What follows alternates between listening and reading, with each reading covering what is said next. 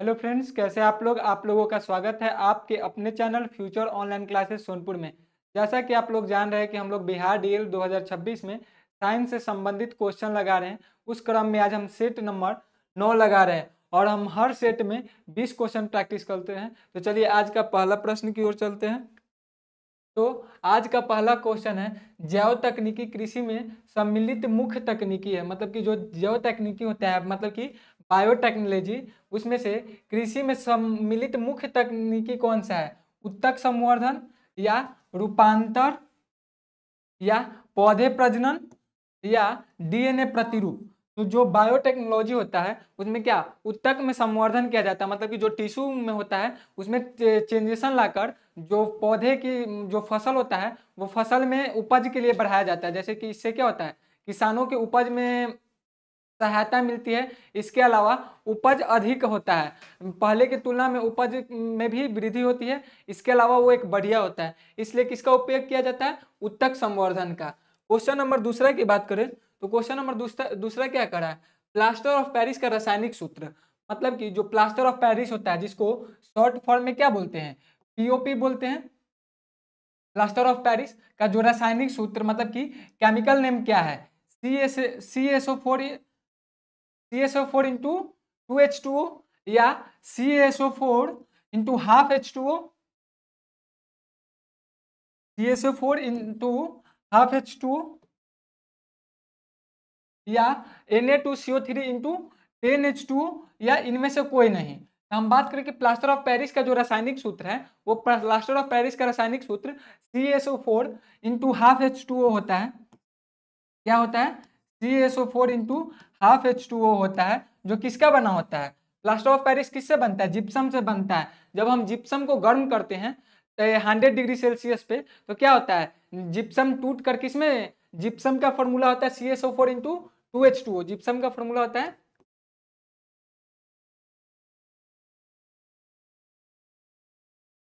Gypsum का क्या formula होता है? जिप्सम का फॉर्मूला होता है CaSO4 इंटू 2H2O। और जब हम इसको गर्म करते हैं तो किस में टूट जाता है? इसको जब हम गर्म करेंगे तो ये हाफ H2O में टूट जाता है और किसका रूप ले लेता है? प्लास्टर ऑफ पेरिस का। अब हम प्लास्टर ऑफ पेरिस के उपयोग की बात करें तो इसका उपयोग डॉक्टर करते हैं टूटी हुई हड्डियों को बनाने में। इसके अलावा मूर्तिकार मूर्ति बनाने में करते हैं। इसके अलावा भवन निर्माण में भी प्लास्टर ऑफ पेरिस का निर्माण किया जाता है। तो ये क्या हो गया? प्लास्टर ऑफ पेरिस का उपयोग। गया नेक्स्ट क्वेश्चन की बात करते हैं। तो नेक्स्ट क्वेश्चन में पूछ रहा है, निम्नलिखित में से कौन पारा का अयस्क है? मतलब कि ये जो ऑप्शन दिया गया है इसमें से कौन सा पारा का अयस्क है? ब्रास है, सोल्डर है या अमलगम है या सिनेबार है? तो अयस्क क्या होता है? अयस्क मतलब कि धातु तत्व या अयस्क को किससे, जमीन से प्राप्त किया जाता है। और इसको किसके लिए उपयोग करते हैं? हम इसको अयस्क का उपयोग हम लोग पैसे कमाने के लिए करते हैं। और अयस्क किसका अति है? बात करते हैं कि अयस्क पारा का अयस्क कौन सा है? तो पाया का अयस्क सीने बार होता है। इसके अलावा हम बात करें कि अमलगम क्या होता है, तो अमलगम यदि हम पारा में किसी भी तरह के धातु को मिला देते हैं तो अमलगम का निर्माण ले लेता है। और यही अमलगम जैसे दांत को भरने के लिए जो उपयोग किया जाता है वो अमलगम का ही उपयोग किया जाता है। नेक्स्ट क्वेश्चन की बात करते हैं। तो नेक्स्ट क्वेश्चन में पूछ रहा है कि वाष्पीकरण की प्रक्रिया के कारण वस्तुएं, मतलब कि जो वाष्पीकरण होता है उस प्रक्रिया के कारण वस्तुएं क्या होता है? गर्म होती है, ठंडी होती है या ताप बढ़ जाता है या इनमें से कुछ नहीं होता है। जब भी आप किसी भी चीज को वाष्पीकृत करते हैं, गर्म करते हैं, तो क्या होता है? गर्म होने के कारण वो वस्तु ठंडी हो जाती है। ठंडी क्यों हो जाती है? क्योंकि वो आती आसपास का जितना भी हवा में एनर्जी होता है वो सारा एनर्जी को खुद ले लेता है और एनर्जी को लेकर वो वाष्प के रूप में क्या करता है? वातावरण में छोड़ देता है, जिसके कारण क्या हो जाता है? वो वस्तु ठंडी हो जाती है। इसके अलावा हम बात करें तो गर्मी में, इसके एग्जाम्पल से बात करें तो गर्मी में क्या होता है? गर्मी में हमारे शरीर की जितनी भी एनर्जी होती है वो क्या होता है? पसीना के रूप में बाहर निकल जाता है और वाष्प के रूप में बाहर वाष्पित होकर वातावरण में चल जाता है और हमारा बॉडी क्या हो जाता है? ठंडा हो जाता है। और यही काम मिट्टी के घड़ा में भी होता है। मिट्टी के भी घड़ा क्या होता है? उसमें सूक्ष्म कण होते हैं, वो सूक्ष्म कण से पानी अवशोषित होकर बाहर निकल जाते हैं और वो वातावरण में निकल जाते हैं, जिससे क्या होता है? घड़ा ठंडा हो जाता है। मतलब कि वो बाहर से एनर्जी को लेकर वो वस्तु को क्या कर देता है? ठंडा कर देता है। नेक्स्ट क्वेश्चन की बात करते हैं कि किंगडम मोनेरा में शामिल है, मतलब कि जो किंगडम में बांटा गया था 5 किंगडम, उस किंगडम में से मोनेरा में क्या शामिल है? बैक्टीरिया है, या डायनो फ्लैंगेलेटिस है, या स्लाइम मोल्डस है, या यूग्लोनाइड्स है। तो मोनेरा क्या होता है? मोनेरा एक तरह का यूकैरियोटिक कवक है, मतलब कि इसके पास न्यूक्लियस नहीं होता है, और इसके अलावा ये पूर्ण विकसित नहीं है, पूर्ण विकसित जीव नहीं है। और ये किसका, इसके में कौन सा शामिल है? इसके अंदर बैक्टीरिया शामिल है। इसके अलावा नीले हरे शैवाल भी होते हैं, वो किसके अंदर आते हैं? तो भी मोनेरा के अंदर आते हैं। और ये हर जगह पाया जाता है, जमीन पे भी, जल में भी, या पौधे के भाग पे भी, थाल में भी। नेक्स्ट क्वेश्चन की बात करें तो नेक्स्ट क्वेश्चन में क्या करा है? निम्न में से कौन अफ्रीकन स्लीपिंग सिकनेस का रोगकारक जीव है? मतलब कि अमेरिका में एक सिर्फ ये अफ्रीका में एक स्लीपिंग सिकनेस नाम का एक बीमारी होता है, जो कि एक बैक्टीरिया के काटने से हो जाता है।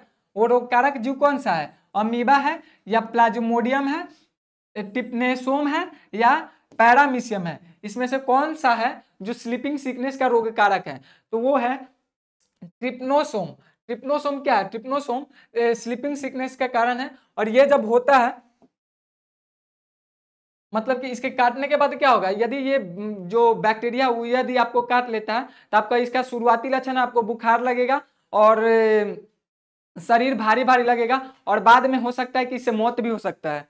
नेक्स्ट क्वेश्चन की बात करें, नेक्स्ट क्वेश्चन में क्या है? जल प्रदूषण को मापने के लिए कौन सा परीक्षण किया जाता है?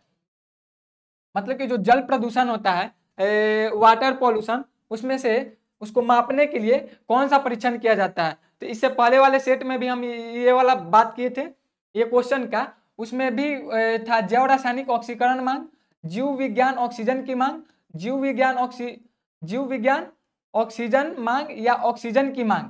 इसमें से कौन सा परीक्षण करके जल को प्रदूषण को मापा जाता है? तो जल प्रदूषण को मापने के लिए जैव रासायनिक ऑक्सीजन मांग, मतलब कि बीओडी, बायो और केमिकल ऑक्सीजन डिमांड का उपयोग किया जाता है। जितना ज्यादा बीओडी, मतलब जितना ज्यादा बीओडी निकलेगा, बायोकेमिकल ऑक्सीजन डिमांड, उतना ज्यादा क्या होगा? जल प्रदूषित होगा। और ये जल प्रदूषित के कारण क्या है? मल मूत्र नदियों में बहा देना, या किसी तरह के फैक्ट्री के जितने भी रासायनिक होते हैं, उसके कारण क्या होता है? जल प्रदूषित हो जाता है। और वो प्रदूषण जितना ज्यादा बीओडी का मान होगा, मतलब कि ऑक्सीजन, बीओडी यहाँ पे दिया ना, जैव रासायनिक ऑक्सीजन, मतलब कि उसमें जितना कम ऑक्सीजन होगा वो जल उतना ही ज्यादा क्या है? पॉल्यूटेड है। क्वेश्चन नंबर 8 की बात करें, क्वेश्चन नंबर 8 क्या बोल रहा है? निम्नलिखित में से कौन सी जड़ें श्वसन जड़ें हैं? मतलब कि इसमें से कौन सी जड़ें श्वसन जड़ें हैं? एपीफाइलिक जड़ें, स्टील्ट जड़ें, रोप जड़ें, या न्यूमेटोफोरस। इसमें से कौन सी जड़ है जो श्वसन करती है? तो श्वसन जड़ क्या होता है? मतलब ज्यादातर जितने भी पेड़ पौधे होते हैं, वो अपने पत्ती या अपने तना, जहां जहां से छिद्र होते हैं वहां से श्वसन करते हैं। लेकिन जो जलीय जीव होते हैं या दलदलीय पौधे होते हैं, उसका जो जड़ होता है वो भी श्वसन करता है। कैसे करता है? तो उसका जो जड़ होता है वो मिट्टी से बाहर आ जाता है, और क्या करता है? ऑक्सीजन को लेता है और कार्बन डाइऑक्साइड को छोड़ता है। और वो कौन सा है? तो वह है न्यूमेटोफोरस। न्यूमेटोफोरस नाम का जो पौधा है। इसके अलावा बहुत सारे पौधा है जो क्या करते हैं? श्वसन करते हैं। नेक्स्ट क्वेश्चन की बात करते हैं। नेक्स्ट क्वेश्चन में पूछ रहा है कि निम्नलिखित में से कौन डार्विन के सिद्धांत में शामिल नहीं है? ये क्वेश्चन सेट नंबर 8 में भी आया था कि चार्ल्स डार्विन ने जो दिया था, चार्ल्स डार्विन जो लिखे थे on the origin of species नामक बुक, उसमें से कौन सा सिद्धांत शामिल नहीं है? प्राकृतिक चयन, विरासत के माध्यम से विकास, योग्यतम की उत्तरजीविता, या जीवन के अस्तित्व के लिए संघर्ष। इसमें से कौन से चार्ल्स डार्विन के सिद्धांत में नहीं शामिल था? तो उसमें शामिल नहीं था विरासत के माध्यम से विकास, मतलब कि विरासत के माध्यम से जो जनरेशन बाय जनरेशन था वो उसमें शामिल नहीं था। नेक्स्ट क्वेश्चन की बात करते हैं।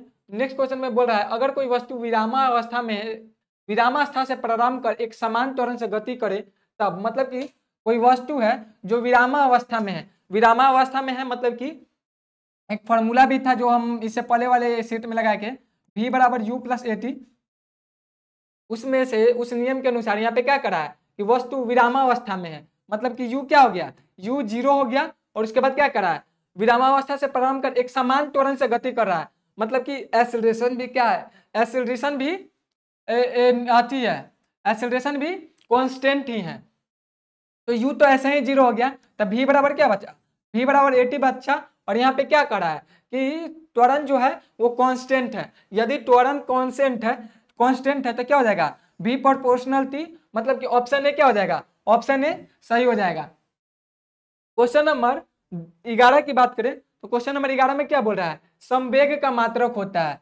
संवेग को इंग्लिश में क्या बोलते हैं, मोमेंटम। मोमेंटम का मात्रक क्या होता है, केजी होता है, या केजी मीटर पर सेकेंड होता है, या केजी मीटर सेकेंड होता है, या केजी मीटर पर सेकेंड स्क्वायर होता है। इसमें से मोमेंटम का मात्रक क्या होता है, तो संवेग बराबर क्या होता है, संवेग बराबर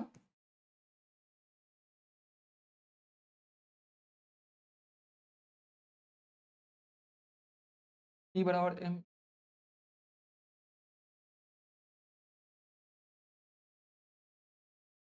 संवेग बराबर द्रव्यमान अपॉन वेग होता है। और द्रव्यमान को किसमें नापते हैं, द्रव्यमान को केजी कहते हैं। और वेग का क्या होता है, वेग मतलब वेलोसिटी, और वेलोसिटी को किसमें नापा जाता है, v अपॉन टी। तो क्या हो जाएगा, केजी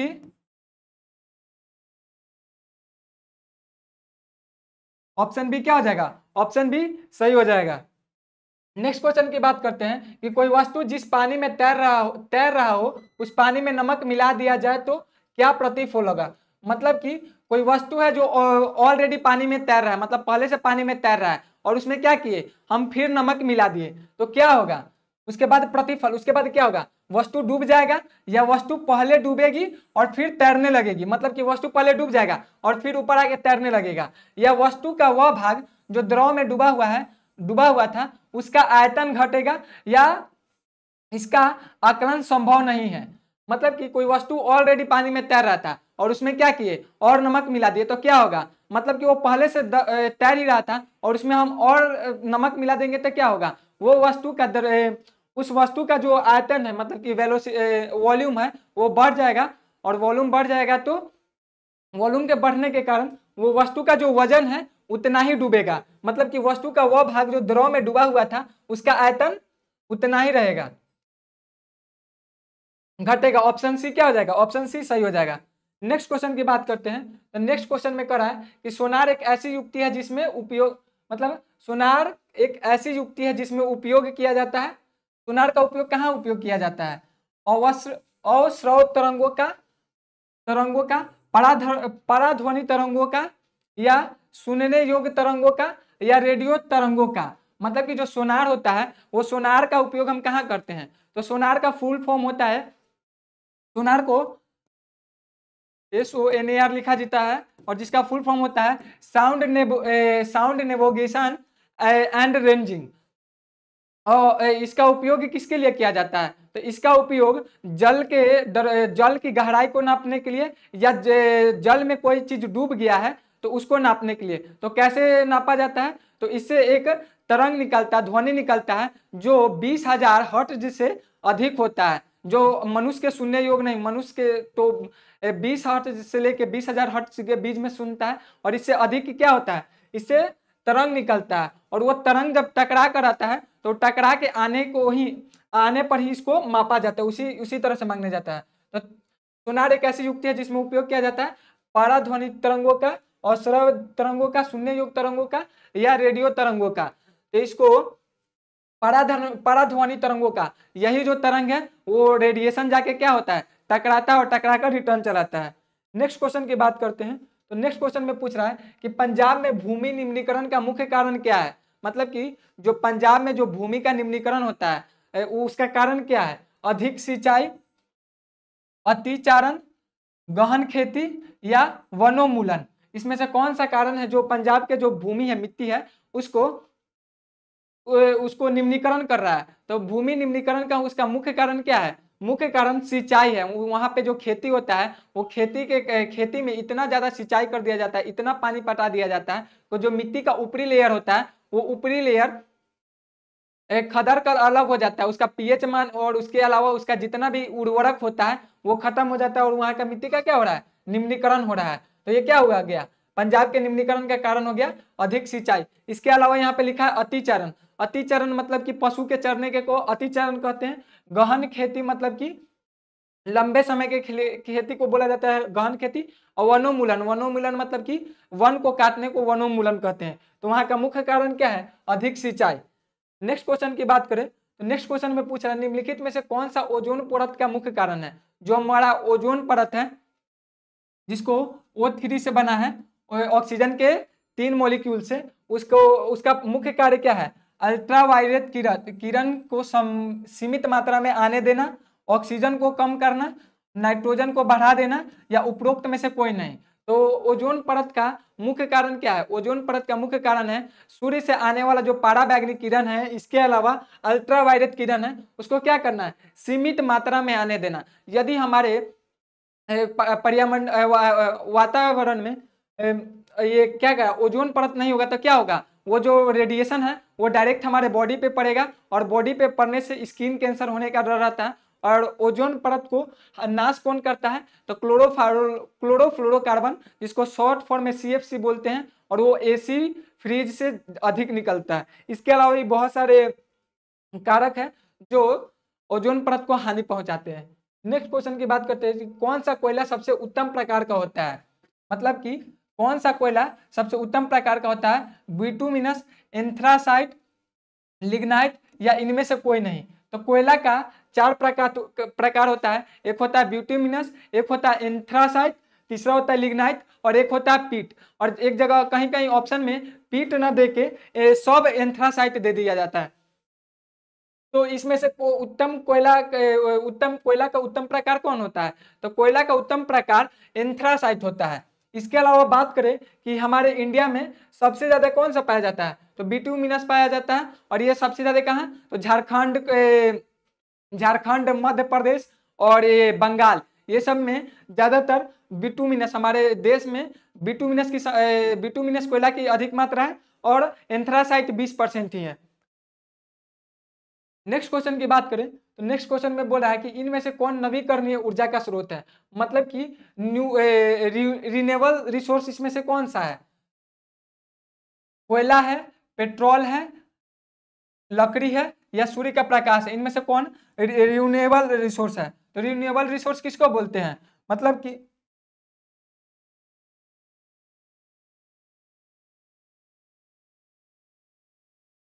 रिन्यूएबल एनर्जी किसको बोलते हैं, मतलब कि नवीकरणीय ऊर्जा किसको बोलते हैं, वैसा ऊर्जा जो हम यूज करने के बाद हमको दोबारा प्राप्त हो जाए उसे नवीकरणीय ऊर्जा बोलते हैं। और अनवीकरणीय मतलब कि वैसा ऊर्जा जिसको हम उपयोग कर ले तो वो खत्म हो जाए, जैसे कि कोयला हो गया, पेट्रोल हो गया, या लकड़ी हो गया, हम एक बार यूज कर लेंगे तो उसको दोबारा यूज करने के लिए एक लंबा समय के अंतराल के बाद हमको मिलेगा। लेकिन सूर्य का प्रकाश नवीकरणीय है, कितना भी यूज कर ले ये खत्म नहीं होगा। इसके अलावा जितने भी तरह के विंड एनर्जी होते हैं, वाटर एनर्जी होते हैं, ये सब क्या है, नवीकरणीय है, इसका कितना भी उपयोग कर ले ये खत्म नहीं होगा। क्वेश्चन नंबर 18 की बात करें तो 18 नंबर में क्या दिया गया, 3 प्रतिरोधक चित्रानुसार एक त्रिभुज ABC के भुजाओं के क्रम में जुड़ा हुआ है, A तथा B के सिरों के बीच समतुल्य प्रतिरोध होगा। मतलब A और B के बीच क्या है, समतुल्य प्रतिरोध है। तो हम इसको क्या बोल देते हैं, इसको R1, R2 और R3 में नामित कर देते हैं। तो क्या है,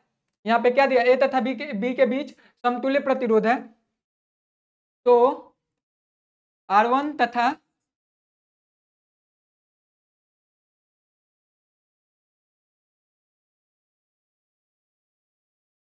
R1 तथा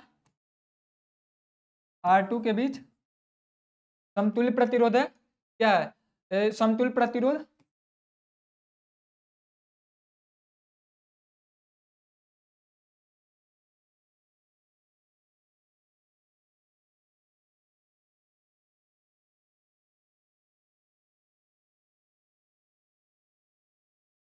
प्रतिरोध तो क्या हो जाएगा, RS is equal to R1 plus R2। R1 का मान कितना दिया है, 60 ओम, और R2 का मान 100। ऐड करेंगे तो कितना हो जाएगा, 160 ओम हो जाएगा। और R3 और ये RS, R3 एवं RS के बीच क्या है, यदि निकाले तो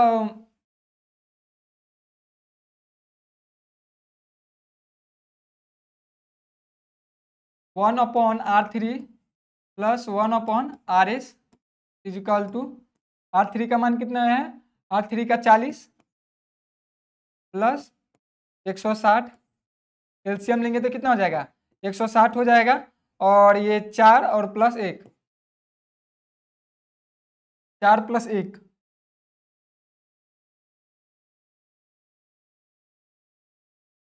मतलब कि 5/160 हो जाएगा, और यदि इसको काटेंगे तो कितना हो जाएगा, 1/32 ओम, और ये 32, मतलब कि ऑप्शन सी क्या हो जाएगा, ऑप्शन सी सही हो जाएगा। नेक्स्ट क्वेश्चन की बात करें तो नेक्स्ट क्वेश्चन में कह रहा है कि 6 वाट के बैटरी से गुजरने वाले 1 कूलम आवेश की कितनी ऊर्जा दी जाती है, मतलब कि 6 वोल्ट की बैटरी से गुजरने वाली हर 1 कूलम आवेश को कितनी ऊर्जा दी जाती है, तो 69, 6 वोल्ट की एक बैटरी है जिससे गुजरने वाली हर 1 कूलम आवेश की कितनी ऊर्जा दी जाती है, तो 6 जूल हो जाएगा।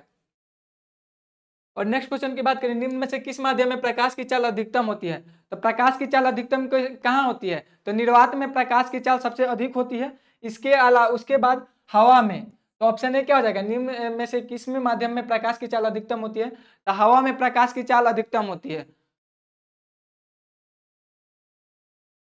तो आज हम 20 क्वेश्चन प्रैक्टिस किए बिहार डीएल 2026 के लिए। आज के लिए इतना ही। जय हिंद, जय भारत।